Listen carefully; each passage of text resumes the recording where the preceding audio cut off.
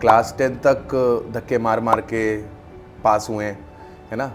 10th में I scored 58.4% marks. तो वो सिचुएशन ने फिर बहुत कस के हिट किया एंड फिर वहाँ से सिचुएशन बाउंस बैक हुई। आप वो 5 घंटे किताब खोल के अगर 1 घंटे का ही इनपुट ले रहे हो तो इट्स बेटर कि आप वो 1 घंटा लगा दो, 1 घंटा पूरा 100% डेडिकेशन से पढ़ लो एंड देन उसके बाद मौज करो। कोई favourite player MSD and VK।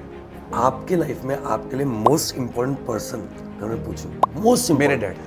Reason being sir उस बंदे ने बहुत स्ट्रगल करा है सर, मतलब सिर्फ इसलिए कि मैं और मेरा भाई स्टैंड हो जाए। हेलो दोस्तों, चक दे फट्टे। अब आप सोच रहे होंगे कि कुणाल सर चक दे फट्टे क्यों कर रहे हैं, तो मैं आपको बताऊंगा। बट उससे पहले आप सभी का स्वागत है मेरे और सीए वाला के पॉडकास्ट सीरीज में, जिसका नाम है कुणाल की चौपाल।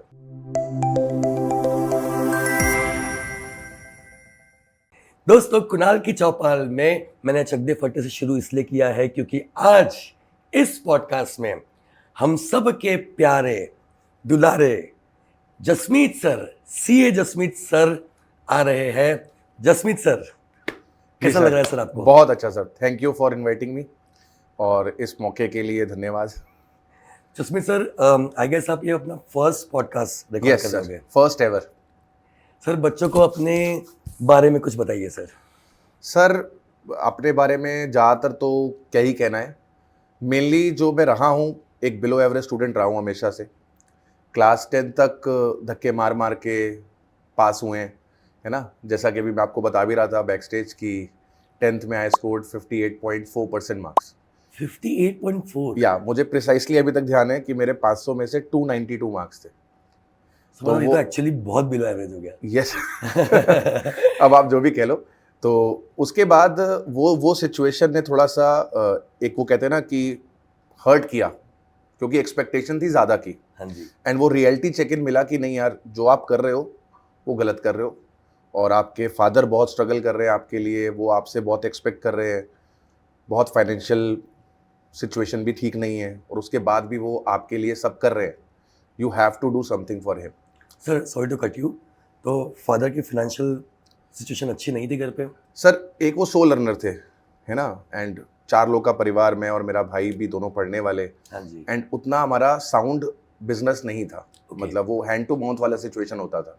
ऐसा नहीं कहेंगे कि बहुत खराब दिन भी देखे, बट हाँ कि एक वो हैंड टू माउथ है कि कहीं बहुत एबंडेंस है तो एबंडेंस नहीं है।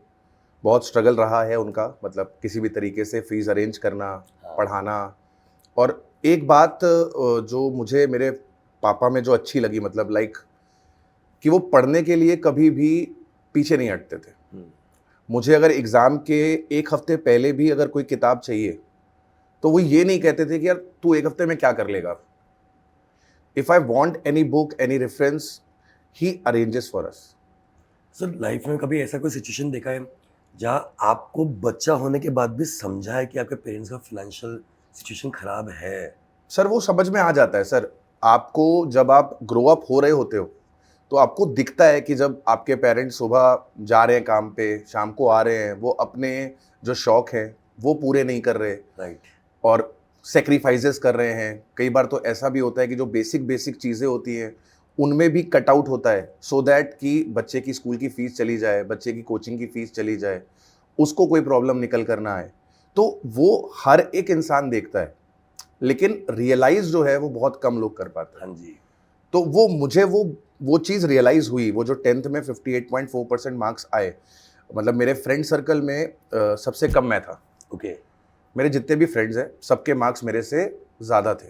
Right. And I was expecting 75% marks आएंगे एटलीस्ट। और वो फॉल्स होप थी। मतलब मैंने उस लेवल की पढ़ाई करी ही नहीं थी, मेरे लेवल के पेपर हुए ही नहीं थे। एक वो फॉल्स एक्सपेक्टेशन दिमाग में बिल्डअप हो गया कि 75 आएगा। एंड जब वो नहीं आया, रियलिटी चेक इन मिला, तो वो सिचुएशन ने फिर बहुत कस के हिट किया एंड फिर वहाँ से सिचुएशन बाउंस बैक हुई। पहले हम क्लास में 5th आते थे नीचे से, हाँ जी। लास्ट में 5th होते थे। फिर 11th में सिचुएशन ऐसी बनी कि हम टॉप 5 में आना शुरू हो गए। क्या बात है, मतलब 10th में 58% से? 10th में 58%, 11th में हम टॉप 5 में था। मतलब मैं कभी 5th होती थी रैंक, कभी 4th होती थी। एंड देन 12th में I was the class topper. In 2007, I scored 84.2%. बाप रे, मतलब 58 से 84 जी, in just 2 years. in 2 years. तो वो सिचुएशन में समझा, मतलब पहले क्या होता था कि किताब खोल कर बैठे और ध्यान कहाँ पर है कि यार वो बाहर खिड़की के बाहर पतंग उड़ रही है, तो ध्यान वहाँ है हाँ कि जी, जल्दी शाम हो यार, 5 बजे हम भी छत पे जाएं और जाके पतंग उड़ाएं। राइट. और जब 11th-12th में आ गए तो ये चीज़ समझ में आई कि यार आप 1 घंटा पढ़ो, लेकिन शिद्दत से पढ़ो। कोई ज़रूरी नहीं है कि आप 5 घंटा किताब लेकर बैठो। आप वो 5 घंटे किताब खोल के अगर 1 घंटे का ही इनपुट ले रहे हो, तो इट्स बेटर कि आप वो 1 घंटा लगा दो, 1 घंटा पूरा 100% डेडिकेशन से पढ़ लो एंड देन उसके बाद मौज करो। एग्जैक्टली. तो 11th-12th में वो चीज़ सीखी कि यार ट्यूशन जा रहे हैं, कोचिंग जा रहे हैं, तो वहीं पे सब कुछ करके आ जाए, घर आके किताब खोलनी ना पड़े, घर आओ मौज करो। परफेक्ट. तो ये वाला हिसाब हुआ। एंड देन जब उसके बाद 12th हो गया, देन सीए जर्नी स्टार्ट हो गई। एंड वो भी मैं बहुत कभी कभार हंसता हूँ उसको लेकर कि मतलब कभी ऐसा सोचा नहीं था कि सीए करेंगे, कोई ड्रीम नहीं था, सीए के बारे में कुछ पता भी नहीं था। जिनके यहाँ इकोनॉमिक्स की क्लास लेने जाता था मैं, क्लास 12th में जिनसे पढ़ता था, तो वो अपना सीए का वेंचर स्टार्ट कर रहे थे कोचिंग का। तो जो हमारे सीनियर थे, जस्ट मेरे से जो 1 साल सीनियर्स थे, तो उनके लिए उन्होंने अपना सीपीटी का बैच, जो तब Announce फाउंडेशन किया। होता था, हाँ. उन्होंने अनाउंस किया। तो प्रोस्पेक्टस वगैरह वहाँ पर इंस्टीट्यूट में पड़ा हुआ था। तो मैंने जब प्रोस्पेक्टस देखा तो प्रोस्पेक्टस में वही सारा अकाउंट्स 11th-12th वाला, इकोनॉमिक्स, तो मैंने कहा यार ये तो अपन प्रो हैं इसमें, ये तो हो जाएगा। ये तो अपन 12th में हाँ, क्रैक कर चुके हैं. क्रैक कर चुके हैं। तो मैं वो प्रोस्पेक्टस को देख के घुस गया, मुझे नहीं पता था कि आगे इंटर में क्या होगा या सीए क्या है. सीए क्या है, मतलब कोई आइडिया नहीं। और मेरे बैकग्राउंड में, फैमिली बैकग्राउंड में भी कोई इस जर्नी में नहीं रहा है ना। पहली बात तो ज़्यादा लोग पढ़े लिखे नहीं हैं, सब बिजनेसमैन लोग ज़्यादा हैं, और जो है भी वो बीटेक्स में है या किसी ने एमबीए किया। तो सीए के बारे में उतनी नॉलेज किसी से मिली ही नहीं, गाइडेंस मिली ही नहीं। तो खुद ही मत्थे मारे, ठोकरें खाई, जब घुसते गए, सीखते गए, राह मिलते गए, लोग मिलते गए, हिसाब बन गया। मैं अपने सारे स्टूडेंट्स को बताना चाहूँगा, दोस्तों को बताना चाहूँगा कि जसमीत सर ने पहले अटेम्प्ट में पास किया है सीए, पूरा सीए जर्नी, एंड साथ साथ he is a amazing educator, one of the best educator for taxation in India. ये सीए वाला में सीए इंटर में टैक्सेशन पढ़ाते हैं और सीए फाउंडेशन के साथ साथ इकोनॉमिक्स पढ़ाते हैं। जसमीत सर, आपकी जर्नी तो बहुत अमेजिंग रही है। प्लान कैसे किया कि टीचिंग फील्ड में ही आना है? सर ये भी मैं कहूँगा कि बाय गॉड ग्रेस ये अपने आप आ गया मेरे पास। इसके लिए भी कुछ ऐसा नहीं कहूँगा कि प्रॉपर प्लानिंग थी। तो मैं और मेरा brother, we use to do the freelancing. हम क्या करते थे, जो यूएस के स्टूडेंट्स होते थे जो करस्पॉन्डेंस कोर्सेज करते थे, हम उनकी होमवर्क में हेल्प किया करते थे। Right. There use to be one website जहाँ पर वो लोग होमवर्क्स पोस्ट करते थे, okay. And we as a educator उनके साथ कनेक्ट करते थे। That website is a mediator, जो एक ट्यूटर को और एक स्टूडेंट को मिलवाता था। तो वहाँ पर जितने भी कॉमर्स से रिलेटेड उनके होमवर्क के क्वेश्चंस हुआ करते थे, तो I use to help them and they use to pay us in dollars. ओह. तो ये मैं आपको बात बता रहा हूँ 2011-12 की, मतलब मैं 11 से फ्रीलांसिंग कर रहा था इस एजुकेशन लाइन पे, एंड 12 में मेरा सीए, 2012 में मेरा सीए क्वालिफाई हुआ। ओके. एंड आफ्टर दैट मैंने 1-1.5 साल कहीं जॉब नहीं किया, मैंने सिर्फ इसी चीज़ को परस्यू किया कि हम ऑनलाइन होमवर्क्स लेते थे, उनकी हेल्प करते थे, एंड वो वीकली असाइनमेंट्स आते थे हमारे पास। तो कभी आपको बजट के ऊपर आ रहा है क्वेश्चन, कभी फाइनेंस के ऊपर आ रहा है क्वेश्चन, तो उसमें बड़ा मज़ा आता था क्योंकि जो हम पढ़ रहे हैं वो वही चीज़ हम कर रहे थे। राइट. तो वो बड़ा इंटरेस्ट बनता था यार कि क्या ही है ये, तो मतलब जो पढ़ा हुआ है सीए में हम उसी चीज़ को अप्लाई कर रहे हैं एंड डॉलर्स में कमा रहे हैं। तो उस समय बहुत अच्छा लगता था। यानी $1 उस टाइम पे 50-55 रुपीज़ का हुआ करता था, एंड वो हर महीने जब अकाउंट में आपके पास $1,00,000-1,25 रुपए आ रहा है एट दैट एज, सर $1,00,000 पर month at that age. Age कितनी थी उस समय आपकी? सर मैं उस समय 21-22-23 साल का था। मैं 24 साल में सीए बना हूँ। तो मतलब 23 22 से ही आप लखपति तो बने गए थे। हाँ, अब वो हमारा जो फाइनेंशियल कंडीशन हमारे घर का, वो कहते हैं जो सुधरा, वो इसी रूट से सुधरा। क्या बात है, मतलब you were me and my brother, हम दोनों ही इस पे फ्रीलांसिंग करते थे। और उस टाइम पे एक यंग एज पे आप 22-23 साल के हो, $1,00,000-1,25 लाख आप कमा रहे हो, हाँ जी, तो आपको कोई जॉब समझ में नहीं आएगी। और वो मुझे किक मिल गया कि नहीं यार ये मेरा इंटरेस्ट है। एंड एक बार क्या हुआ, मेरा दोस्त क्लासेस लेता था एंड उसके एग्ज़ाम थे सीए फाइनल के, तो उसके पास 3-4 बच्चे थे। तो ही सेड कि यार ये मेरा बैच है, ये चल रहा है, मैं बीच में डिसकंटिन्यू करना चाह रहा हूँ, तू इसको टेक ओवर कर ले। तो मैंने कहा नहीं यार मैं ऐसा नहीं करूँगा, if you have something new for me तो वो आप मुझको देना। राइट। एंड उसने मेरे को 3 या 4 बच्चे रेफ़र करे 2013 में। तो मैंने घर पे अपने डाइनिंग रूम से ये चीज़ स्टार्ट करी एंड देन स्लोली ग्रेजुअली समझ में आ गया नहीं यार दिस इज़ द थिंग। वो कहते हैं ना किक मिल गई। तो वो किक इसी में मिली कि पढ़ाने में बहुत सेटिस्फेक्शन आता था 100%। कि अपन पढ़ा रहे हैं। वो 1-1.5 घंटा 2 घंटा जो क्लास चलती है तो उसमें जो आनंद आता है वो पूरे दिन का वो बेस्ट टाइम होता है। ग्रेट। डेफिनेटली। वो पूरे दिन का एक बेस्ट टाइम होता है कि यार हमने मतलब बिल्कुल एंजॉय किया। कभी भी ऐसा लगता ही नहीं है कि हम उस पीरियड में काम कर रहे हैं। सर ये कितनी इंटरेस्टिंग बात है ना, मैं भी एजुकेटर हूँ, आप भी एजुकेटर हो। सर हमारी कोई क्लास अगर बहुत अच्छी चल जाए जी, सर उसके बाद में वो अगले 4-5 घंटे तक मूड वैसा ही होता मूड है, वैसा ही रहता है, एकदम मतलब हम चिल कर रहे खुमारी होते में हैं चले जाते हैं। और कोई सेशन आपका खराब हो जाए तो हाँ। सर मूड वैसा हो जाता है। मूड वैसा रहता है और वो 2-3 दिन तक फिर घूमता रहता है दिमाग में यार कि यार Yes. यहाँ गड़बड़ हो गई, यहाँ पे और अच्छा कंटेंट डिलीवर कर हो सकते सकता थे। था। यस। तो वो आता है ये चीज़ कि कई बार लेक्चर या मान लो कभी कभार बच्चे ही कुछ ऐसा बोल देते हैं कि कई बार उस सिचुएशन में हम शायद ज़्यादा रिएक्ट कर जाते हैं। तो वो भी लगता है कभी कभी यार चल इसको अवॉइड कर सकते थे यार। सर कंटिन्यू द जर्नी, हाँ, टीचिंग जर्नी। तो टीचिंग जर्नी का सर वही हिसाब था कि जैसे मैंने आपको बताया कि 13 में मैंने घर से स्टार्ट किया, 3-4 बच्चे थे एंड देन मेरे सीनियर थे, उन्होंने अपना कोचिंग सेंटर ओपन किया कानपुर में and he approach me for taxation and costing at that time. अच्छा, टैक्सेशन एंड कॉस्टिंग। कॉस्टिंग तो मैंने उनके यहाँ पे टैक्सेशन एंड कॉस्टिंग पढ़ाया एंड देन मुझे लगा कि यार मैं क्यों किसी दूसरे के लिए काम कर रहा हूँ, मतलब मैं जा रहा हूँ किसी के सेंटर पे पढ़ा रहा हूँ तो I should start my own. Then 2014 में मैंने अपना ऑफलाइन सेंटर कानपुर में स्टार्ट किया एंड मेरा उस टाइम पे ये हिसाब था कि जो सीए का था वो मैं ऑलरेडी एक इंस्टीट्यूट के साथ टाई अप पे था जो मेरे सीनियर थे एंड सीएस के अंदर मैंने अपना वेंचर डाला। ओ, तो आपने सीए के साथ में सीएस के बच्चे को भी टैक्स जी बनाया है। जी, तो मेरा मेनली सीएस में प्रोफेशनल था हम्म। एंड बाय गॉड ग्रेस ऐसा रहा है कि जब तक मेरा वो ऑफलाइन सेंटर था प्री कोविड, हाँ। जब तक वो मेरा सेंटर था तो ये रिकॉर्ड था हमारे कानपुर में कि अगर मान लो 25 बच्चा सीएस बन रहा है तो उसमें से 16 बच्चा प्रोफेशनल पॉइंट हमारे सेंटर का होता था। क्या बात है। तो वो वाला हिसाब था कि मतलब एकदम पढ़ाना, शिद्दत से पढ़ाना, कोई भी चीज़ नहीं छोड़ना, जो हम लोग आज भी करते हैं क्लास में भी कि भाई जो पूरा सिलेबस है जब आप हर चीज़ डिलीवर कर रहे हो तो उसके बाहर से कहाँ से आएगा कुछ। एंड उसके बाद फिर ऑनलाइन आ गए and online then PW. Sir, mostly because you are one of the best educator for both economics and taxation, how is taxation as a subject? Sir taxation बहुत ही ज़्यादा इंटरेस्टिंग सब्जेक्ट है, कोई doubt ही नहीं है। और ये एक ऐसा सब्जेक्ट है सर जो हर किसी के लाइफ में काम में आता है। कल को आप चार्टर्ड अकाउंटेंट बनने के बाद हो सकता है कि आप टैक्सेशन प्रोफाइल में काम ना करो, लेकिन टैक्सेस तो भरोगे, अपना आईटीआर तो फाइल करोगे, 100% जीएसटी वगैरह तो पे करोगे। तो ये एक ऐसा सब्जेक्ट है जो आपके साथ लाइफ टाइम रहने वाला है, ईदर बाय चॉइस और बाय डिफॉल्ट, आप जैसा कह लो। सही है ना। तो ये सब्जेक्ट थोड़ा कॉम्प्लिकेटेड है, रीजन बीइंग बहुत सारे प्रोविजंस, बहुत सारे अमेंडमेंट्स आते हैं, लेकिन एक बार आपको कॉन्सेप्ट समझ में आ गया, क्रक्स समझ में आ गया कि कोई सेक्शन लाया गया तो क्यों लाया गया, उसका बैकग्राउंड क्या है, राइट, तो फिर उन चीज़ों को समझने में और रिटेन करने में प्रॉब्लम निकल कर नहीं आता। आता। और हम भी जब क्लास में पढ़ाते हैं, ये बच्चे एग्री करेंगे इस बात से कि मेरा 1:3 रेशियो चलता है।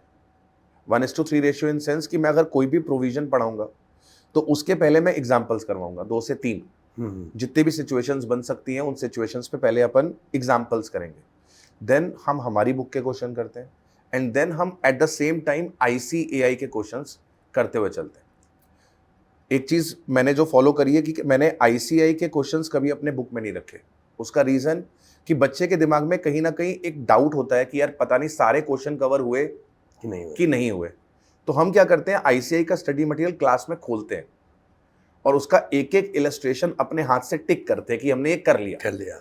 एक एक TYK अपने हाथ से टिक करते हैं कि हमने कर लिया। और जो चीज़ मान लो कोई अगले चैप्टर से रिलेट करती है तो वहाँ पर जाके मेंशन करते हैं कि इसको हमें करना है with this chapter, with this provision. तो बच्चा कल को जब सेल्फ रिवीजन भी करता है तो उसको एक कॉन्फिडेंस निकल कर आता है कि नहीं यार मैंने मॉड्यूल लगाया है, मैंने मॉड्यूल छोड़ा नहीं। यस। तो ये हमारा स्ट्रेटजी रहता है। आपको टीचिंग में सर कितना एक्सपीरियंस हुआ है अभी तक? सर 2013 से मैं ऑफिशियली जो है वो क्लासेस ले रहा हूँ। 11 साल। तो 11 साल हो क्या चुके हैं बात है। ऑफिशियली।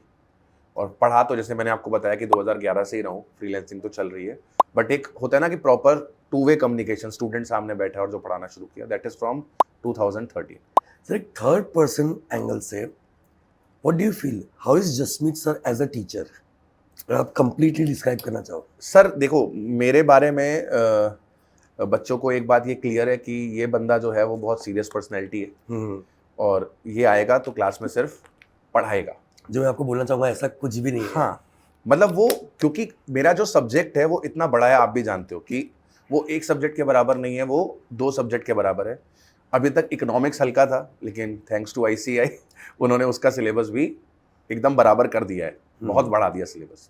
तो हमारे पास लिमिटेड टाइम के अंदर अगर जैसे मैंने बोला 1:3 का कंटेंट कवर करना है तो उसके लिए हमें सीरियस होकर थोड़ा सा पढ़ना पड़ेगा। राइट। तो अपन मजाक करते हैं क्लास में, सटायर्स आते हैं, एक दूसरे की टांग भी खींचते हैं, है ना, तो वो चीज़ें चलती हैं ताकि क्लास का माहौल थोड़ा सा लाइट रहे, बच्चा भी सेशन को एंजॉय करे। यस। एंड मैं प्रैक्टिकल क्वेश्चंस बच्चों से करवाने पे बिलीव करता हूँ कि मैंने कॉन्सेप्ट बता दिया, एक क्वेश्चन मैंने करा दिया, then I will give them the facts and ask them to solve it, so that आप अपना दिमाग चलाओ, अपनी एप्लीकेशन करो तो आपको समझ में आएगा। और कई बार तो ऐसा होता है कि जैसे मैंने लॉ लिखवा दिया एंड आई से देम कि अब तुम इसे इंटरप्रिटेट करो। क्या बात है, यानी कम से कम वो इंटरप्रेट करेगा, Yes. कोशिश करेगा। यस, आए नहीं आए वो डिफरेंट हाँ, इशू है। भाई मुझे तो आखिरी में समझाना ही है मुझे तो समझाना है ही, बट मैं कहता हूं उनसे कि ट्राई टू इंटरप्रिटेट इट। ये लॉ कहना क्या चाह रहा है, आप क्या समझे, चलो आप इतना छोड़ो, आप क्या समझे आप मुझे ये बताओ। क्योंकि कल को जब आप चार्टर्ड बन जाओगे और कोई भी अमेंडमेंट आएगा या कोई भी नया लॉ आएगा तो उसको तो यार खुद ही पढ़ना पड़ेगा। 100%। तब कौन सी क्लासेस आपको मिलेंगी, जो फर्स्ट टाइम आपको पढ़ना पड़ेगा। चलो हो सकता है ओवर द टाइम 3 महीने बाद, 4 महीने बाद, 6 महीने बाद आपको कंटेंट कहीं ना कहीं से मिल जाए, लेकिन कल को अगर आप जॉब कर रहे हो और मान लो कोई नया लॉ आ गया, कोई अमेंडमेंट आ गई और वो आपके ऑर्गेनाइजेशन पे अप्लाई होती है, देन आपको वो चीज़ इंटरप्रिटेट करनी आनी चाहिए, आपको समझ में आना चाहिए कि लॉ में क्या बात लिखी है और क्यों लिखी है। टीचर तो हमेशा साथ में रहेगा नहीं। एग्जैक्टली, और वो बहुत इंपॉर्टेंट चीज़ है। सर देखिए, आप CA वाला में जी सर, मुझे अभी 1 महीना हुआ है, ये बात तो सर समझ गया है कि बात पर्सनल लाइफ इस वक्त कुछ बचती नहीं है। मतलब दोस्तों में बताना चाहूँगा, CA वाला में मैंने एक्सपेक्ट भी नहीं किया था कि इतना ज़्यादा काम होगा, बट कुछ ना कुछ हमेशा चलते रहता है। बट सर वो इंटरेस्टिंग भी है। यस। मतलब पहले मुझे भी लगता था कि यार एकदम से बर्डन आ गया, एकदम से काम आ गया, लेकिन आज लगता है नहीं यार वो ठीक है, क्योंकि आप बच्चे के साथ किसी ना किसी तरीके से जुड़े हुए। यस। और एक बारी बच्चा अगर संतुष्ट है, बच्चा अगर खुश है, तो वो जो फीलिंग मिलती है वो नेक्स्ट लेवल है। जैसे सर आपने भी अभी इंटर में मैराथन्स लिए लाइव, यस, मैंने भी लिए। वो जो 4-4, 5-5 घंटे के हम लोग सेशंस लगा रहे थे, हाँ जी, वो सेशंस कब लग रहे थे? दिन भर की रेगुलर क्लासेस लेने के बाद। मतलब हम लोग की जो 3 सेशंस चल रहे हैं, जो लेक्चर्स रेगुलर वाले हैं, वो ऑब्लिगेशन पूरी करने के बाद हम शाम को 6:30 बजे बैठ रहे हैं और रात को 11:30-12 बजे तक हम सेशन चला रहे हैं। तो वो जो एनर्जी, जो ड्राइव मिलती है, वो बच्चों की से ही आती है हमारे पास। हाँ जी। और जब वो बच्चा खुश होता है, यार सर मज़ा आ गया रिवीजन करके, आप ना होते तो ये ना हो पाता, तो वो जो वर्ड्स मिलते हैं ना सर, वो सेटिस्फेक्शन, यस, वो सेटिस्फेक्शन। हमसे PW नहीं कहता कि आप लाइव मैराथन्स लो जाके, आपसे नहीं कहा गया कि ये आप कुणाल की चौपाल चलाओ, तो हम ये अपनी खुशी से कर रहे हैं। और ये चीज़ हमको ड्राइव करती है कि यार चलो बच्चे को कुछ मिलना चाहिए, बच्चे को कुछ अलग होना चाहिए, और वही बेस्ट पार्ट है। सर अपार्ट फ्रॉम टीचिंग, जी, जब आपके पास खाली समय होता है जी, तो जसमीत सर क्या कर रहे होते हैं? सर मुझे ना खाली वक्त में वो जो वेब सीरीज़ वगैरह हो गया, मूवीज़ हो गए, उसका बहुत शौक है। तो अपन जो है फिर जब भी फ्री टाइम मिलता है, जैसे मेरा 90% ऐसा है कि सैटरडे इवनिंग हम कुछ ना कुछ मूवी वगैरह देखेंगे। थिएटर पे नहीं जाते, घर पे ही एज अ फैमिली हम, एक वो हमारा रिचुअल बन गया कि आज सैटरडे है तो आज पार्टी होगी, तो अपना मस्त पॉपकॉर्न तैयार करे, चिप्स आ गए, क्या बात, कोर्स आ गई, तो अब मूवी देख रहे हैं साथ में। तो एक ये चीज़ का शौक है कि चलो भाई पूरा हफ्ता भर काम किया है तो एक सैटरडे नाइट अपनी होनी चाहिए, बनता है। अपनी होनी चाहिए। तो फैमिली को भी लिए ज़रूरी है। सर फेवरेट वेब सीरीज कौन सी है? सर फेवरेट वेब सीरीज जो रही है अभी तक की ऑल टाइम की बात करूंगा तो मिर्ज़ापुर। क्या बात है sir, amazing web series. Mirzapur. Favourite movie? Movie तो सर ऐसा चीज कुछ फेवरेट नहीं है, अभी जो रिसेंट देखी जो अच्छी लगी वो थी चमकीला, चमकीला। नेटफ्लिक्स पे। Yes, okay. तो वो थोड़ी सी लगी और उसमें एक बहुत अच्छा मैसेज भी है अगर बंदा समझे कि वो जो सिंगर है वो अपनी कितनी मेहनत से अपने नाम को बनाता है। यस। तो उससे एक चीज़ पता लगती है कि किसी को भी अगर सक्सेस मिल रही है तो वो सक्सेस थाल में परोस के नहीं मिलेगी। कहीं ना कहीं आपने रिलेट किया अपनी लाइफ से। हाँ, आपको उसके लिए वर्क हार्ड करना पड़ेगा। मतलब हम देखते हैं ना कि कोई भी बंदा बहुत कमा रहा है या बहुत, हम लोग बड़े आसानी से बोल देते हैं यार लकी है यार, he is so lucky, he is lucky, no doubt he is lucky. But उस लक के पीछे जो 99% उसके हार्डवर्क्स है हमें वो नहीं दिख रहे। एग्जैक्टली। वो 10 बार फेल हुआ, हमें वो नहीं दिख दिख रहा। हमें ये दिख रहा है कि आज वो सक्सेस हो गया। यस। तो यही दुनिया है सर। मतलब आप फेल हो गए, आपके फेलियर को रिकॉग्नाइज नहीं किया जाएगा, उसमें आपकी गलती निकाली जाएगी कि तुम निकम्मे हो, तुम्हारे बस की नहीं है। और जब आप कर लोगे तो वही दुनिया कहेगी मुझे तो पता था ये कर लेगा।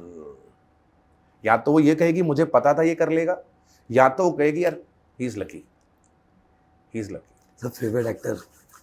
Favourite actor sir Hrithik. Hrithik. Favourite step Hrithik की? यही वाली। सर हम सब वो हमारे बचपन में, हाँ, जवान हो रहे थे सर, तब यही स्टेप तो Hrithik Roshan was a sensation. Sensation. तब मुझे ध्यान है कि कहो ना प्यारे मूवी आई थी। कहो ना प्यारे मूवी आई थी और वो कोका कोला का ब्रांड एम्बेसडर था और उसके स्टिकर्स मिला करते थे। जब भी आप कोक खरीदते थे तो हमारे घर पे वो जो अलमीरा थी उस पे काफी सारे स्टिकर्स अच्छा आप उसके थे। करते थे उसको? हाँ उसके थे। एक्ट्रेस? एक्ट्रेस तो सर बहुत सारी हैं। एक आधी कोई खास? दीपिका। दीपिका पसंद है, क्यों सर?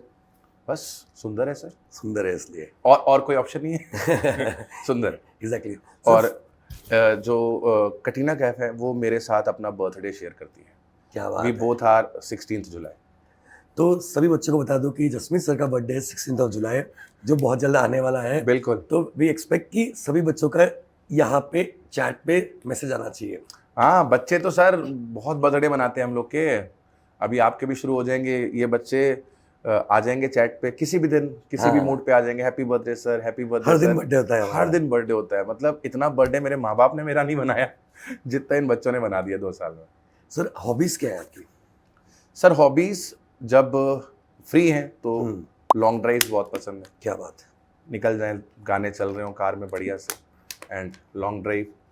एंड उसके अलावा बैडमिंटन पसंद है? बैडमिंटन जब भी मौका मिलता है तो बैडमिंटन खेले। कोई फेवरेट प्लेयर? क्रिकेट में है सर, वो भी पहले बहुत फॉलो करते थे, अब तो मुझे नहीं पता कि टॉप 11 में भी कौन है, प्लेइंग 11 में भी कौन है। You not follow it now? अब उतना फॉलो नहीं हो पाता, बट नो डाउट कि सबका फेवरेट है MSD। तो MSD and VK Virat Kohli. So what makes MSD special than others according to you?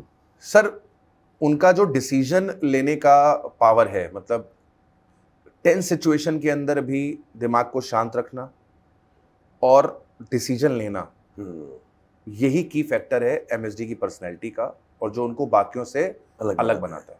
और ये ट्रेट CA स्टूडेंट के अंदर भी होना चाहिए, क्योंकि जब आप 3 घंटे का पेपर लिखने जाते हो तो वो 3 घंटे में आपके दिमाग में बहुत सारी चीज़ें चलती हैं। उस 3 घंटे में आपको अपने दिमाग को शांत रखना है और फोकस करना है अपने पेपर पे, और ये ट्रेट हर एक स्टूडेंट के अंदर होना चाहिए। क्योंकि कई बार ऐसा होता है सर कि आता हुआ पेपर बच्चा गड़बड़ करके आता है उस 3 घंटे में। क्यों? क्योंकि वो नर्वस था, एक क्वेश्चन की वजह से वो पैनिक हो गया, सिर्फ एक क्वेश्चन की वजह से वो पैनिक हो गया, जिसकी वजह से अगले 5 क्वेश्चन उसने खराब कर दिए। ये एक सिचुएशन जो है वो बहुत खराब हो जाती है। तो उस वक्त प्रेजेंट रहना, उस वक्त काम रहना, दैट इज वेरी इंपॉर्टेंट।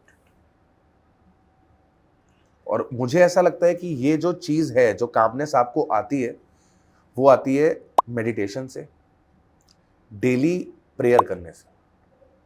आपको भगवान के आगे हाथ जोड़ने हैं, ग्रेटिट्यूड शो करना है, माथा टेकना है। मतलब मेरा ऐसा मानना है कि जब हम माथा टेकते हैं भगवान के आगे तो ये बदलता है आपका। आप जितनी बार माथा टेक रहे हो ना, आपका ये बदल रहा है, वहाँ से पॉजिटिव एनर्जीज आपके Yes. पास कोई चक्रा भी है सर यहाँ पे। चक्कर, तो वो वहाँ से आती है। और ये बहुत मस्ट है, मतलब जो भी जिस भी भगवान को आप मानते हो, शायद किसी को लगेगा पता नहीं सर क्या ही बकवास कर रहे हैं, बट मेरा ऐसा फेथ है कि वहाँ से आपको पॉजिटिव वाइब आती है। सर 100% सर मैं शेयर करना चाहूँगा ये बात कि कुछ साल पहले ही सर मैं बहुत डाउन था, फाइनेंशियली भी बहुत प्रॉब्लम्स थी, पर्सनल लाइफ में बहुत प्रॉब्लम्स थी, एंड उसके पहले सर मैं बहुत नास्तिक आदमी था। मतलब भगवान के मंदिर तो सालों नहीं गए होंगे सर। हाँ, मैं बिलीव करता था कि कोई ना कोई एक सुपर पावर है जो आपको कंट्रोल कर रहा है, जो देख रहा है, बट सर भगवान पे भरोसा, या आई विल नॉट से कि मैं भगवान को बहुत मानता था। सर लाइफ में problems I, and randomly someday मैंने सदगुरु का एक सेशन देख लिया, and it really change me. Sir 6 महीने लगे हो गए, बट कहीं ना कहीं sir it change me, and कहीं ना कहीं मुझे हेल्प किया सर कोई ना कोई प्रॉब्लम्स को सॉल्व करने में। यस सर वो वहाँ से बहुत पॉजिटिव एनर्जी आती है। वही है, जिसको फेथ है उसको है। मतलब मेरे साथ तो सर एक ऐसा इंसिडेंट है कि कभी आपने ये सुना है मंदिर से चप्पल उड़ गई और वापस मिल गई? कभी सुना आपने? नहीं। और लोग बोलते हैं कि अगर चप्पल चोरी होती है हाँ, तो कोई आपकी बला टल गई है। हाँ, मतलब जो भी है, मतलब हाँ। मैं एग्जैक्ट डेट तो याद नहीं है, बट 1 वीक का टाइम था। लेट्स से मैं मंडे को मैं गुरुद्वारे गया, मैंने चप्पल उतारी, मैंने माथा टेका, मैं वापस आया, मेरी चप्पल वहाँ पर नहीं थी। एनी हाउ मैंने इधर उधर देखा, नहीं मिली। 5-10 मिनट रुका वहाँ पे कि शायद कोई वॉशरूम गया होगा तो पहन गया होगा, वापस आ जाएगी। तो मैंने 5-10 मिनट्स वेट किया, बट नहीं आई। एनीवेज मैं घर आ गया। नेक्स्ट डे से मैं दूसरी चप्पल पहन के जाता रहा, एंड अचानक से ऑन 7th डे घर से निकलते वक्त मेरे को ऐसा आइडिया आया कि चल आज नंगे पाँव गुरुद्वारे चलते हैं। एंड ऑन 7th डे मैं नंगे पाँव गुरुद्वारे गया, और जो फर्स्ट डे मेरी चप्पल उठी थी, जहाँ से उठी थी, वो मुझे वहीं पर पड़ी मिली। मतलब अगले 5-6 दिन मैं दूसरी चप्पल पहन के जा रहा हूँ, वो मुझे नहीं मिली। आज ही नंगे पैर और गया। हाँ, आज मैं नंगे पैर गया हूँ, और जो फर्स्ट डे चप्पल उठी थी वो मेरे को मिली। शायद लोगों का मजाक कर रहा है यार ये, लेकिन वो एक इंसिडेंस है जिससे मुझे ये विश्वास हो गया कि भाई भगवान है। मतलब वरना क्यों मेरे दिमाग में ये आएगा कि मैं आज नंगे पैर जाता हूँ। 5 दिन नहीं आया, क्योंकि मुझे वहाँ से चप्पल मिलनी थी ना। मैं हाथ में चप्पल पकड़ के लाता, भगवान को शायद अच्छा ना लगता। 100%। तो मुझे नंगे पाँव भेजा कि बेटा वहाँ तुम्हारी चप्पल तुम्हारा वेट कर रही है, तुम्हें वो पहन के वापस आना। सर मैं बच्चों को हमेशा बोलता हूँ कि सिर्फ पढ़ना ही एक सीरियस स्टूडेंट की लाइफ नहीं होनी चाहिए। नहीं होनी चाहिए। आपने एक कोई ना कोई एक फिजिकल एक्टिविटी करनी चाहिए, एटलीस्ट आधा घंटा। आपने मेडिटेशन करना चाहिए, बिकॉज सर ये बहुत हेल्प करता है। सर बच्चे आजकल मोबाइल स्क्रीन ही नहीं छोड़ते ना। वो जब फ्री होते हैं क्लासेस से तो वो मोबाइल उठा लेते हैं, एंड वो रील्स स्क्रॉल कर रहे हैं, एंड वो ये नहीं समझ रहे कि आप रिलैक्स नहीं हो रहे हो। आपका ब्रेन अभी भी यहाँ पर ऑक्यूपाइड है। रेस्ट कब आएगा? जब आप स्क्रीन से दूर रहोगे, आंखें बंद करके जब लेटोगे। दिमाग तो रेस्ट की स्टेज पे तब जाएगा ना। 100%। आप बिना कुछ सोचे चले जा रहे हैं, चला जा रहे हैं, कुछ भी दिख रहा है देखे चले जा रहे हैं। तो वो चीज़ आपको हैम्पर कर रही है। जो बच्चा आज की डेट में बहुत नर्वस रहता है, एंग्शियस रहता है, छोटे छोटे बच्चे हैं सर, अभी कह रहे हैं एंग्जाइटी है हमको। किस चीज़ की एंग्जाइटी यार तुमको? क्या टेंशन है तुमको? पेपर तुम पहले भी दे रहे थे, पेपर तुम्हें आगे भी देने हैं। किसी का पेट भरना नहीं है, किसी का पेट नहीं भरना है, काम और नहीं करना है, काम कोई और नहीं करना, तुम्हें तो सिर्फ पढ़ना है। अब तुमसे वो भी नहीं हो रहा। क्यों नहीं हो रहा? क्योंकि तुमने अपने आप को इतना गलत रूटीन में ढाल रखा है। एग्जैक्टली। सोने का टाइम नहीं है, उठने का टाइम नहीं है, कभी भी सो रहे हैं, कभी भी उठ रहे हैं। तो वो चीज़ें गड़बड़ कर रही है ना। वो चीज़ आपके दिमाग को आराम दे ही नहीं रही है, तो परेशानी तो आपको निकल कर आएगी। सर कहीं ना कहीं ना जब लाइफ में प्रॉब्लम्स आई, मैंने एक बात नोटिस की है सर, कि अगर आपका सोने का और उठने का टाइम फिक्स हो जाए सर, आपका लाइफ से 70-80% प्रॉब्लम सॉल्व हो जाती है। बिल्कुल हो जाएगी सर, बिल्कुल हो जाएगी। मैं वही तो अपने क्लास में भी स्टूडेंट्स को ये बोलता हूँ, जब भी ये मेरे से पूछते हैं कि सर टाइम टेबल क्या होना चाहिए, तो मेरी फर्स्ट थिंग स्टार्ट ही यहीं से होती है कि आप सोने का टाइम और उठने का टाइम ये फिक्स कर दो। उसके बाद हम पढ़ाई की बात करते हैं। क्योंकि अगर तुमने ये चीज़ फिक्स नहीं करी, तब तक काम नहीं बनेगा। तुम टाइम टेबल लाख बना लो, फॉलो ही नहीं होगा। सोने का टाइम और उठने का टाइम जिस दिन इन्होंने फिक्स कर लिया, हमारे ब्रेन की एफिशिएंसी 150% पे पहुंच जाएगी। यस, जो चीज करने में आपको 2 घंटे लग रहे थे वो शायद आपकी 1.5 घंटे में कंप्लीट हो जाएगी, डेफिनेटली। सिर्फ नींद पूरी करने से। जो बच्चा कहता है ना यार टाइम नहीं मिलता, सिलेबस बहुत ज्यादा है, तो आपके पास टाइम बचेगा। हमने हमारा जो रूटीन है वो बिगाड़ रखा है। आप इसमें यूज सर- करो मोबाइल, रील्स Yes. देखो, कोई दिक्कत नहीं है, लेकिन एक लिमिटेड टाइम होना चाहिए ना, आधा घंटा, 15 मिनट, 20 मिनट। 100%। आपने इतनी देर देख लिया, ठीक है, फोन पे बात कर लो दोस्त से, कुछ कंटेंट कंज्यूम कर लो, बढ़िया वाईटी पे। पढ़ाई नहीं करनी, कोई दिक्कत नहीं है, बहुत सारा कंटेंट है वाईटी पे। आप कोई और कंटेंट कंज्यूम कर सकते हो, कोई साइंस फिक्शन देख सकते हो, यूनिवर्स में क्या हो रहा है आपने वही देख लिया, वो आपके अंदर एक्साइटमेंट पैदा करती है। लेकिन हम क्या देखते हैं, कंट्रोवर्सीज, उसने उसको क्या बोला। तो जब हम कंट्रोवर्सी देख रहे हैं तो दिमाग में तो वही चीजें घूम रही हैं। 100%। वही साथ। सर फैमिली में कौन कौन है? सर फैमिली में पेरेंट्स, मेरी फैमिली में मेरी वाइफ। घर पे कौन रहता है? नहीं, अभी तो ऐसा नोएडा में मैं रह रहा हूँ, तो इधर तो मैं, मेरी वाइफ एंड मेरा बेटा। पेरेंट्स मेरे कानपुर में, एंड ब्रदर की फैमिली है, वो भी हमारे साथ ही, मतलब दूसरे फ्लैट में नोएडा में ही रहती है। मैं सभी बच्चों को और अपने व्यूअर्स को दिखाना चाहूंगा सर के हाथ का एक टैटू। हाँ, ये बच्चे पूछते हैं कई बार क्लास में, तो अगर ये बच्चों को दिख रहा है, आई थिंक अब दिख रहा होगा। यस, ये क्या जो लिखा है? सर ये फतेह। लिखा है फतेह, FATEH। It मेरे means- सन का नाम है सर, अच्छा, and it means victory. Yes, victory. Victory. तो वो मेरे पास, ये वो कहते ना कि बचपन से था कि जो भी पहला चाइल्ड होगा तो उसके नाम का टैटू होगा। यस। तो उसका बर्थ हुआ है 25 मार्च 2018, and I get this tattoo after 2 months, मतलब मई के मंथ में मैंने फिर टैटू क्या बात है बनवाया था।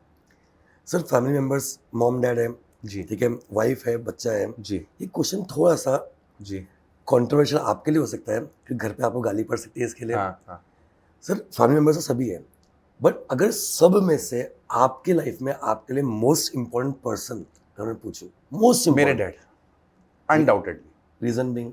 सर उस बंदे ने बहुत स्ट्रगल करा है सर, मतलब सिर्फ इसलिए कि मैं और मेरा भाई स्टैंड हो जाए। नो डाउट वाइफ का इमोशनल सपोर्ट है ना भाई, खाना मिलता है सर, है ना, कि हम जब क्लास से बाहर निकलते हैं तो चाय कॉफ़ी भी मिल जाती है, घर पे स्टूडियो है तो चाय कॉफ़ी भी मिल जाती है, टाइम से खाना मिल जाता है, कपड़े धुले हुए मिल जाते हैं। She takes all the responsibility, no doubt. But आज मैं जहाँ पर हूँ, मैं नहीं होता अगर डैड के एफर्ट्स नहीं होते। अगर वो बंदा गिव अप कर देता कि यार मुझसे नहीं हो रहा, मेरे पास रिसोर्सेज नहीं है,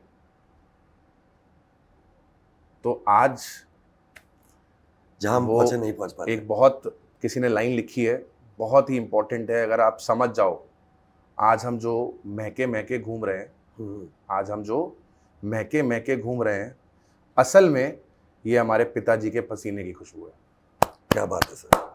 तो ये अगर हर बच्चा समझ ले कि आपकी अगर वो 5,000 रुपए की भी फीस दे रहे हैं पेरेंट्स, तो आप ये सोचो कि उसने 5,000 रुपए का अपना शौक सेक्रीफाइस किया। सर किसका मन नहीं करता ब्रांडेड शर्ट पहनने का? सभी का। किसका मन नहीं करता घूमने का, ब्रांडेड शूज पहनने का, घड़ी पहनने का? But parents are the one जो अपने बच्चों के लिए सेक्रीफाइस करते। जिनके पास है उनकी तो बात अलग है, चलो भाई ठीक है, लेकिन जिन पेरेंट्स के पास नहीं है, they are sacrificing a lot. और जिस दिन बच्चे को ये पेन समझ में आ जाएगा ना, बात पलट जाएगी। इसको फिर किसी मोटिवेशन की जरूरत नहीं होगी सर। ये जो बच्चा आता है ना यूट्यूब पे, सर मोटिवेट कर दो, मोटिवेट कर दो, शाम को पिताजी के साथ बैठ जाओ, हो जाओगे मोटिवेट, अपने आप हो जाओगे। तो हमने वो देखा है सर, मतलब सुबह जाते थे पापा 9 बजे और रात को 9 बजे आ रहे हैं, 10 बजे आ रहे हैं। कुछ होता है सर, मतलब बहुत मेहनत करी पापा ने, लेकिन वो होता ना कि लक नहीं चमका उनका। कुछ ना कुछ ऐसे इंसिडेंट्स हो गए कि गाड़ी चल रही होती थी, फिर कुछ ना कुछ ऐसा इंसिडेंस हो जाता था, फिर रिवर्स गियर लग गई, फिर जीरो से स्टार्ट करो। बट उस बंदे ने कभी भी हिम्मत नहीं हारी। जैसे मैंने आपको बोला, एक इंसिडेंस था, वो आज भी याद है, पता नहीं पापा जब देखेंगे उनको याद है कि नहीं है। मैं क्रिकेट बहुत खेलता था, जैसा कि मैंने आपको बोला कि मैं कोचिंग में पढ़ाता था, उसके बाद मैं घर आकर नहीं पढ़ता था। कि मैंने 11-12 से ये बना लिया था कि शिद्दत से वहीं पढ़ ली। हम्म, तो मैं क्या करता था, जब ट्यूशन से आ गया पढ़ के, तो मैं घर के बाहर क्रिकेट खेल रहा होता था। और वो पापा के घर पे आने का टाइम है, मैं 7 बजे तक ट्यूशन से आता था, फिर 7 बजे के बाद हम लोग घर के बाहर क्रिकेट खेलते थे, 7 से 8, 9, 9:30, तब पापा के आने का टाइम होता था। अब पापा जब आते थे तो मैं क्रिकेट ही खेल रहा होता था, तो उनको नहीं दिखता था कि ये पढ़ रहा है। तो अब वो सीपीटी की उस टाइम पे जहाँ मैं ट्यूशन ले रहा था, कुछ 7-8 हज़ार रुपये फीस थी। तो वो फीस डिपॉजिट करने का जब टाइम आया, तो मेरा घर का नाम अंकुर है, तो पापा ने कहा, अंकुर ये जो 8,000 रुपये हैं ये बड़ी मुश्किल से आए हैं, अगर पढ़ना है तो मैं तेरी फीस डिपॉजिट करूं, अदरवाइज ये 8,000 रुपये हमारे और बहुत काम आ सकते हैं। तो अब कौन बच्चा कहेगा नहीं पढ़ना यार, पढ़ना तो है। तो मैंने वो, नहीं पापा पढ़ेंगे, क्यों नहीं पढ़ेंगे। तो उनको ये नहीं पता था कि मैं ट्यूशन में अच्छे से पढ़ के आ जाता हूँ और घर पे भी कभी कभी पढ़ लेता हूँ। तो जब सीपीटी का एग्ज़ाम था, आपको ध्यान होगा सर कि वो 2 स्टेजेस पे होता था, एक ही दिन में होता था, चारों सब ऑब्जेक्टिव होते थे, 2 पेपर फिर ब्रेक। यस, अकाउंट्स लॉ साथ में होता था, yes, and then eco maths साथ में होता था, और 1.5 घंटे का ब्रेक था बीच में। 2 हाँ 1.5 घंटे का ब्रेक था बीच में। और हम लोग को उस टाइम पे वो चारों का एग्रीगेट बनाना होता था, इंडिविजुअल एग्रीगेट नहीं होता था। तो मेरी मैथ से बहुत हाथ पांव फूलते हैं, तो मैथ्स मेरे को नहीं समझता था।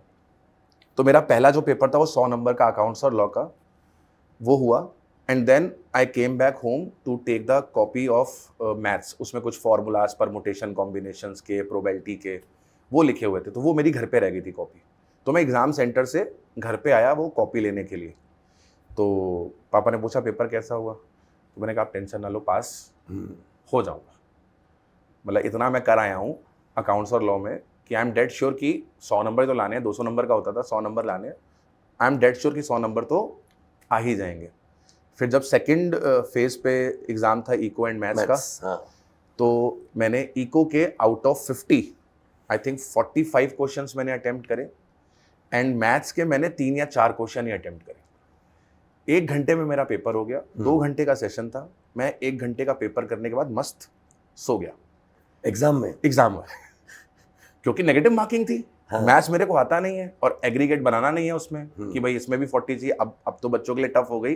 हाँ। हमारे टाइम पे तो ये चीज़ का लेवरेज हमको था कि मैथ्स का इंडिविजुअल नंबर नहीं लाना था। तो मुझे वो 3, 4, 5 क्वेश्चन जो आते थे मैंने वो करे, एंड मैं 1 घंटे के पेपर के बाद सो गया। अच्छा, उसी एग्जाम हॉल में मेरा एक दोस्त बैठा हुआ था, ही वॉज रिपीटर, वो मेरे से पहले अटेम्प्ट दे चुका था। उसने देखा यार जसमीत सो गया है, इसको कुछ आता नहीं है। पेपर खत्म हुआ, ही स्टार्टेड टू कंसोल मी, कोई बात नहीं यार, तेरा तो पहला अटेम्प्ट है, मैं तो दूसरी बार दे रहा हूँ, होता है, अगली बार हो जाएगा। तो मैंने उसको मारा थप्पड़ मैंने कहा मैं इसी अटेम्प्ट में पास हूँ। मैंने कहा मुझे जितना आता था मैंने कर दिया। एंड वो मुझे ध्यान है 200 में से आई स्कोर्ड आई थिंक 115, जिसमें मैंने मैथ्स के 45 क्वेश्चन छोड़ दिए। मैंने हाथ ही नहीं लगाया था 45 मैथ्स, यानी हार्डली 5 क्वेश्चन सॉल्व किया होगा। 5 क्वेश्चंस मैंने सॉल्व करे थे। तो मतलब आप ये कह लो कि मेरे वो जो मार्क्स हैं वो आउट ऑफ 155, क्योंकि मैंने तो अटेम्प्ट ही नहीं किया ना। तो मैं अपनी अचीवमेंट वहाँ पे गिनता हूँ कि मैंने 155 प्लान किया है, 155 में से 115 स्कोर तो मैं यही चीज़ बच्चों को भी समझाता हूँ क्लास में कि आपको एग्ज़ाम पास करना है। जो बच्चे घबराते हैं सर कैसे होगा, तो यार पूरा सिलेबस इंपॉर्टेंट नहीं है यार आपके लिए। भाई ऑब्वियस है, बहुत जो रैंक होल्डर्स बच्चे हैं जिनको रैंक लेकर आना है उनके लिए तो हर एक चीज़ इंपॉर्टेंट है।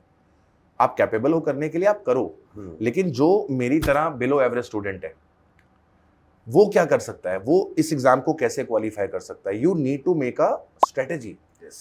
आपको स्मार्ट वर्क करना पड़ेगा। हार्ड वर्क तो हर कोई कर रहा है दोस्त। जिस दिन आपने अपने हार्ड वर्क के साथ स्मार्ट वर्क को इनकॉर्पोरेट कर दिया, उस दिन बल्ले बल्ले हो जाएगी।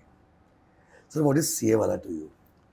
सर सीए वाला तुम दिल से बोलना सर। मैं दिल से बोल रहा हूँ सर। मतलब मैं ऑनलाइन पढ़ा रहा हूँ 2020 से 2020 से। जो मेरे को रिकॉग्निशन इस प्लेटफॉर्म पे आने के बाद मिला, नेक्स्ट लेवल, वो पहले नहीं था।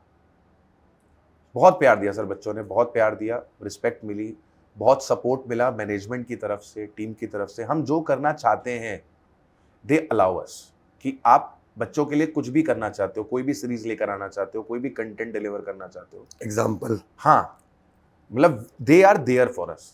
यस। और हमारा काम सिर्फ पढ़ाना है और हर चीज का सपोर्ट हमारी टीम हमको देती है। तो वो चीज को रिकॉग्नाइज करना चाहिए और वो है भी, वो दिखता है सर। तभी ऐसे नहीं बोलते कि फिजिक्स वाला इज इमोशन, ये अटैक नहीं है सर, ये इमोशन है। उस तरफ भी जो स्टूडेंट्स हैं उनके एंगल से भी, और जो फैकल्टी मेंबर्स यहाँ पर पढ़ा रहे हैं, जो टीम मेंबर्स हैं यहाँ पे, उनके तरफ से भी इट इज एन इमोशन। तो मैं इसको कभी भी ये नहीं मानता कि ये मैं यहाँ पे नौकरी करता हूँ या मैं यहाँ पे काम करता हूँ, ये मेरा ऑर्गेनाइजेशन एंड मैं उस हक से यहाँ पर बात करता हूँ और उस हक से मेरी बात सुनी भी जाती है। 100%। सर सीए वाला में बहुत सारे एजुकेटर्स हैं, बिल्कुल। व्हाट डू यू फील, आप सबसे क्लोज किन से हो और क्यों? सर सबसे क्लोज हूँ, मतलब ऐसा कोई भी नहीं है कि जिससे या मैं कह दूं कि बहुत ज्यादा क्लोज हूँ या किसी से डिटैच्ड हूँ। एवरीवन, जैसे अभी आप भी आए हो तो हम लोग कितने क्लोज होंगे, 100%। हम लोग पहली बार मिले हैं, 2 दिन भी नहीं हुए, 2 एक दिन भी नहीं हुए, yes। बट ऐसा लगता है कि यार कितने टाइम से जानते हैं कि अपना भाई है, भाई है। हाँ। तो वो बॉन्डिंग जो है टीम की, वो सबके साथ इक्वल है। यस। कभी भी कोई प्रॉब्लम आती है, जो भी उस वक्त अवेलेबल होता है, क्लास नहीं ले रहा होता, उससे बात कर, उससे बात हो जाती है well said। कि यार ये प्रॉब्लम चल रही है, ये मैं सोच रहा हूँ, इसमें क्या करना चाहिए। तो वो कहीं ना कहीं हेल्प मिल जाती है। तो मुझे तो पता है ना यार, इस टाइम पे नितिन सर की क्लास चल रही होगी, कुणाल सर फ्री है, चल कुणाल सर से बात कर लेता हूँ, या इस टाइम पे कुणाल सर की चल रही होगी, सुनील सर फ्री हैं, उनसे बात कर लेता हूँ। और दूसरी एक बहुत अच्छी चीज है, सपोर्ट मिलता है। सारी फैकल्टीज एक दूसरे के साथ सपोर्ट में, लाइक अगर मान लो मुझे आज क्लास नहीं लेनी तो दूसरी फैकल्टी मेरे टाइम पे क्लास ले लेगी, या मुझे इंटरचेंज करना है तो वो आराम से इंटरचेंज हो रहा है। कोई भी फैकल्टी इस ईगो में नहीं भाई मेरा टाइम तो 10 बजे है, मैं 10 ही बजे लूंगा, मैं तुम्हारे टाइम पे क्यों लूँ। वो फैकल्टी अपने एंड पे अरेंजमेंट कर लेती है, अपना कुछ प्लस माइनस कर लेती है, सर ठीक है कोई बात नहीं, आप ऑक्यूपाइड हो, हम इधर ले लेते हैं। और ये चीज जनरली आपको कहीं और ऑर्गेनाइजेशन में नहीं देखने को नहीं। तो सीए वाला ने कहीं ना कहीं नाम एक सीए एजुकेशन में सर सब कुछ पूरा तहलका सिनेरियो सर, चेंज कर दिया, तहलका मचा दिया। तहलका। ऐसा नहीं कि हम लोग यहाँ पे पढ़ाते हैं इसलिए हाँ, ये बात करते हैं। मतलब मैं आपको क्या बात बता रहा हूँ, मैंने 7 या 8 हजार रुपए फीस दिया था फेस टू फेस का सीपीटी का 2007 में, और वही प्राइस पॉइंट पे बच्चा आज 2024 में पढ़ रहा है। 17 साल बाद उस 17 इयर्स में कितना इन्फ्लेशन आया। सर मैं फिजिकल में मेरे सब्जेक्ट, अकेले सब्जेक्ट की इतनी फीस लेता हूँ सर। होगी सर। हाँ, मैं वही तो आपको बोल रहा हूँ कि बच्चे को जिस प्राइस पॉइंट पे चीजें ऑफर करी जा रही हैं, जिस क्वालिटी का कंटेंट उसको ऑफर करा जा रहा है, वो टॉप नॉच है कंटेंट, बच्चा उसको वाउच कर सकता है ना। And support till the end, support till the end. Yes. मतलब जहां पर मार्केट में टीचर्स आपको कंटेंट सेल कर रहे हैं 1.3 व्यूज, 1.2 व्यूज, आपको अनलिमिटेड व्यूज मिल रहे हैं यार। और कैसे? आप कितनी बार भी देखो, उनके प्राइस पॉइंट का 20-30% भी नहीं है हमारा फीस। 50 तो दूर, 20-30% भी नहीं है हमारा फीस, और उस लेवल का सपोर्ट मिल रहा है सर। और बाकी तो वो है सर, देखो कुछ तो ऐसे होते हैं जो कहीं ना कहीं तो उंगली हो करते ही है, उसके लिए आप नहीं कर सकते। मतलब ऑब्वियस है कि 100% को तो किसी ने भी सेटिस्फाइड नहीं कर सकते, नहीं किया, बट हाँ मासेस को वी हैव सेटिस्फाइड, एंड वो बच्चा उस चीज को एक्सेप्ट करता है और उसके लिए वाउच भी करता है। यस। ऐसे नहीं सर हमारे मैराथन सेशंस में इतना बच्चा आ रहा है। तो सर आपसे बात करके बहुत मजा आ रहा है, बट कहीं ना कहीं ये सेशन को हमें रोकना पड़ेगा जी। बच्चों, आई एम डेफिनेटली श्योर कि आप लोग को जसमीत सर की लाइफ के बारे में और बहुत सारी चीज़ें जाननी होगी, तो हम डेफिनेटली सर आगे जाके एक पार्ट 2 सेशन भी इसके लेके आएंगे। बिल्कुल। आपके मन में कोई भी क्वेश्चन होंगे, कोई भी सवाल होंगे, तो आप यहाँ इस वीडियो के नीचे डिस्क्रिप्शन में पूछ सकते हैं, हमें चैट में कमेंट से पूछ सकते हैं। Sir how is the experience? बहुत बढ़िया सर, बहुत बढ़िया। मेरा जैसे मैंने बोला कि फर्स्ट एवर पॉडकास्ट, यस, और बहुत अच्छा लगा। एंड जैसे हमारा एक कैंडिड डिस्कशन होता है, it is just like that. कुछ भी हमने मिर्च मसाला इसमें अलग से ऐड नहीं किया है, और ये 1 शॉट में रिकॉर्ड हुआ। यस, 1 शॉट में रिकॉर्ड हुआ है। तो आई होप कि जितना हम दोनों ने एंजॉय करा है इस सेशन को, वैसे ही बच्चों ने भी किया होगा, व्यूअर्स ने भी किया होगा। एक बारी बच्चों आप लोग कमेंट करके बताइएगा कि क्या आप ऐसा चाहते हैं कि कुणाल सर इधर आए और मैं उधर आऊं, है ना। तो जैसे कुणाल सर पॉडकास्ट कर रहे हैं, बाकी फैकल्टीज के बारे में जान रहे हैं, तो क्या आप कुणाल सर के बारे में जानना चाहते हो? इसके लिए भी आप जरूर से कमेंट करिएगा, एंड देन हम वो वाला सेशन भी प्लान करेंगे, यस, चौपाल कुणाल की। चौपाल कुणाल की। हाँ। Well said sir. तो गाइस आई होप आपको ये सेशन मजा आया हो। ऐसे ही कुणाल की चौपाल में ना सिर्फ हम एजुकेटर्स को लेके आएंगे, याद रखना कि हम अलग अलग सब्जेक्ट के एक्सपर्ट्स को भी यहाँ पे लेके आएंगे। सीरीज आपको कैसी लग रही है प्लीज कमेंट सेक्शन में हमें बताएं, एंड आगे और किसके साथ में आप ये पॉडकास्ट चाहते हैं वो भी डेफिनेटली हमें कमेंट सेक्शन में लिख के बताएं। Okay guys, this is Kunal Mandania signing off. Bye everyone, God bless you all. Thank you so much Jasmeet sir for you, giving sir. Your valuable time. मिलते हैं बच्चों बहुत जल्दी नेक्स्ट एपिसोड में। टिल देन बाय बाय, शब्बा खैर, God bless you all, take care. दिल से सीए वाला, हक से सीए वाला। Bye bye.